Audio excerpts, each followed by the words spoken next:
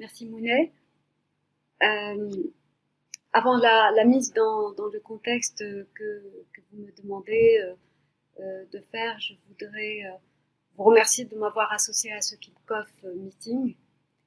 Et je voudrais adresser mes félicitations les plus sincères à Monsieur le Président Seleuti pour la qualité du projet GAGE de l'Université Tunis El Manar. Et je voudrais remercier tout aussi sincèrement votre belle équipe de choc, coordonnée par Madame la vice-présidente Mahjoubi, qui a porté ce projet avec l'engagement et le dynamisme remarquable que l'on connaît.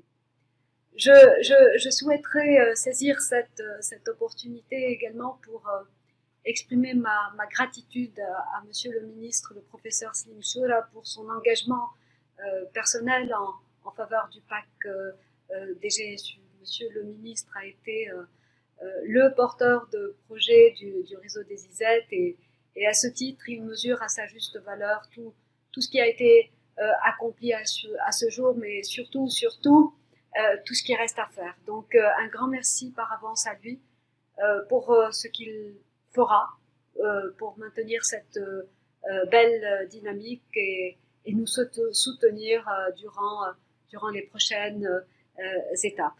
Et maintenant, je vais vous présenter justement cette mise dans le contexte en mettant en exergue les principales avancées, les défis et les perspectives. Très bien. Le projet de modernisation de l'enseignement supérieur en soutien à l'employabilité ou promesse a pour objectif de développement l'amélioration de l'employabilité des étudiants, des diplômés de l'enseignement supérieur, ainsi que le renforcement de la gestion de l'enseignement supérieur. Le projet Promesse a été identifié et conçu pour soutenir le train de réforme qui a été impulsé depuis novembre 2011. Depuis son entrée en vigueur en novembre 2016, il a connu 3 restructurations. À l'occasion de la première restructuration, en avril 2018, le PAC DGSU a été préparé sur la base des recommandations phares des Assises nationales de réforme de l'enseignement supérieur qui se sont tenues en décembre 2017, avec pour objectif de soutenir les universités vers davantage d'autonomie institutionnelle. Promesse à 4 objectifs spécifiques en termes de formation, une meilleure connexion avec la demande sociale et économique, une recherche, innovation plus à même de créer de la valeur avec des retombées concrètes sur le citoyen, un écosystème d'apprentissage, de formation, de recherche et tout simplement de vie propice à l'épanouissement et à la réussite, et enfin la bonne gouvernance et la modernisation de la gestion qui sont nécessaires pour réaliser les 3 objectifs précédents. Promesse agit à travers 2 mécanismes et à 2 niveaux. Au niveau systémique, il est porté par les structures centrales du ministère. À l'échelle institutionnelle, Promesse mobilise des fonds d'innovation à travers le fonds compétitif, le PAC Promesse, et ce en guise de mesures incitatives. À travers le PAC, la démarche se veut inclusive et ce conformément à cette cartographie des différents acteurs et parties concernées que sont la communauté des étudiants, des diplômés et des enseignants, mais également les universités, les établissements, l'environnement socio-professionnel, mais également la société de manière plus générale. Comme on peut le constater, le PAC DGSU est en collaboration avec le PAC DGSE, eh bien, le PAC DGSU agit bien entendu à l'échelle des universités, mais également à l'échelle de la société à travers les champs qu'il aborde, notamment à travers les mesures d'assurance qualité pour la redevabilité, mais également en termes d'observation de la demande socio-professionnelle, de la mesure de l'impact et de l'information autour de cet impact et de l'efficience du système.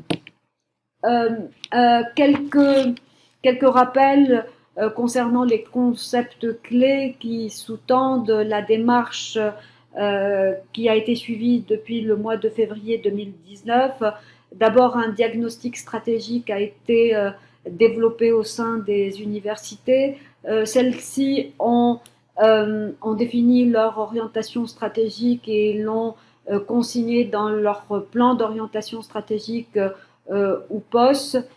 Puis après, il y a eu une démarche de priorisation des actions stratégiques et elles ont été formulées sous un format de projet à travers le PAC des GSU et c'est une démarche de contractualisation avec le ministère. Et enfin et en perspective, il est attendu une phase ultime qui est celle d'un financement additionnel basé sur la performance et cette performance sera mesurée à partir d'indicateurs et de valeurs cibles qui seront préalablement négociés entre le ministère et les universités. Un mot également à propos de des dates clés. Le lancement du processus a démarré en 2018. Il a été effectif au mois de février 2019.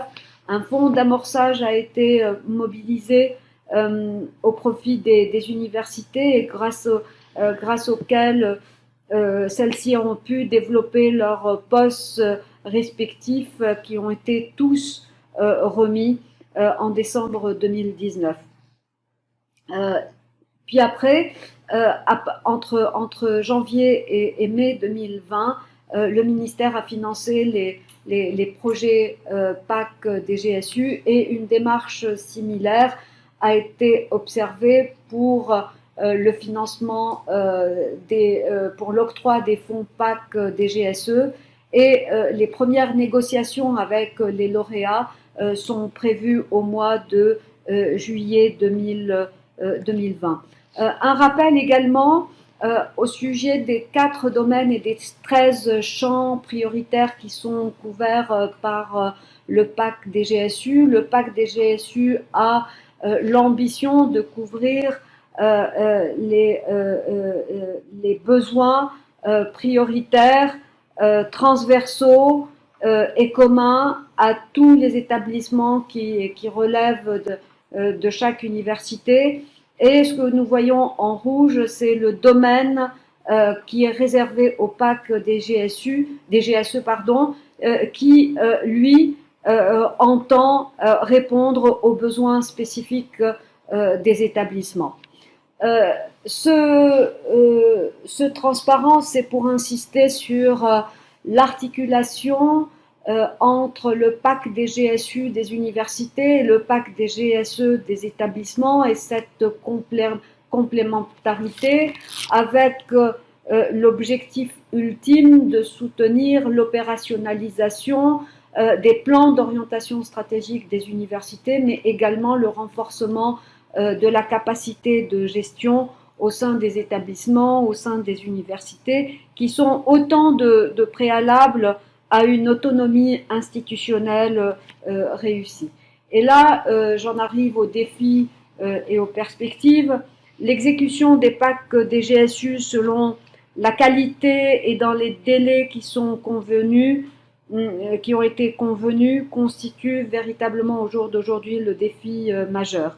Mais également et parallèlement, notre engagement citoyen, ou en d'autres termes, la redevabilité envers la société, exige de nous de rendre des comptes et c'est pour ça que, en parallèle de l'exécution, une batterie d'enquêtes de satisfaction a été mise au point.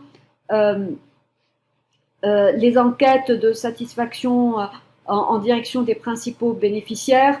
Les premières enquêtes ont concerné les compétences pour l'employabilité et les étudiants ont eu à s'exprimer justement sur la satisfaction des initiatives qui ont été mises à leur disposition pour développer leurs compétences pour l'employabilité, c'est-à-dire les compétences transversales ou transférables, les soft skills ou les life skills. Et très prochainement seront déployées les enquêtes de satisfaction auprès des bénéficiaires des services universitaires et dans le cadre de ce PAC des GSU et plus tard dans le cadre du PAC des GSE, il va y avoir le déploiement tous ensemble d'enquêtes de satisfaction des principaux bénéficiaires concernant les services pédagogiques, les services de gestion administrative et les services de gestion financière.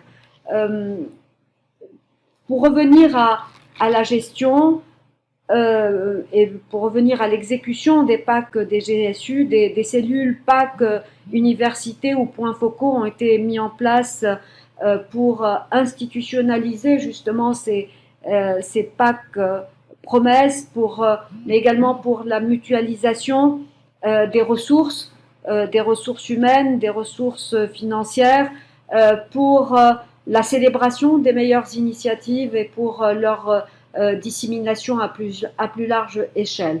À l'échelle globale, nous allons continuer à avancer ensemble en mettant en place et en renforçant et en accompagnant des réseaux thématiques comme celui des comités pédagogiques, celui des comités pour la qualité, celui des systèmes d'information à travers les observatoires, les directions informatiques, et tout ça pour renforcer l'apprentissage collectif, mais également pour la mutualisation des ressources et des moyens de promesses. Je voudrais terminer avec quelques chiffres concernant l'université Tunis El Manar. 26 projets sont lauréats et sont récipiendaires d'allocations du PAC des GSU.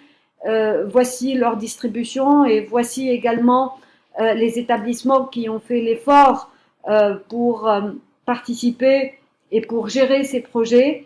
Et ce qui a lieu de souligner ici, c'est que tous les projets, comme vous pouvez le constater, tous les projets, tous les volets du PAC promesses ont été couverts, hormis les deux derniers qui sont les PAC Mobidoc et le PAC des GSE qui sont encore en voie d'évaluation.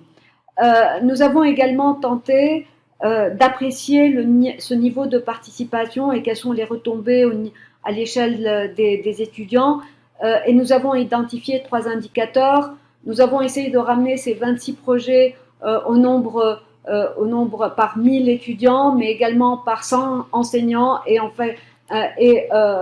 fine par le nombre d'établissements qui sont sous tutelle. Les indicateurs en ces termes-là de l'UTM sont plus qu'honorables puisque l'UTM peut se targuer d'un projet pour 1000 étudiants, de 1,7 projets pour 100 enseignants et 1,3 projets par établissement sous tutelle. Et là, je termine avec la participation des établissements de l'UTM lors du dernier appel du PAC des GSE. L'université Tunis El Manar a participé avec 12 propositions complètes sur les 13 établissements éligibles à ce volet du PAC. Il s'agit d'un taux maximal extrêmement honorable lorsque l'on sait que la moyenne nationale est de 65%, qui est déjà un taux de participation jamais atteint pour un volet du PAC. Voilà l'essentiel ce que je voulais dire. Et je voudrais terminer en réitérant mes félicitations et en vous souhaitant véritablement le meilleur pour les étapes à venir. Nous restons à votre disposition, bien entendu, restons en contact et je reste à votre écoute et à votre disposition pour répondre à vos questions. Merci encore.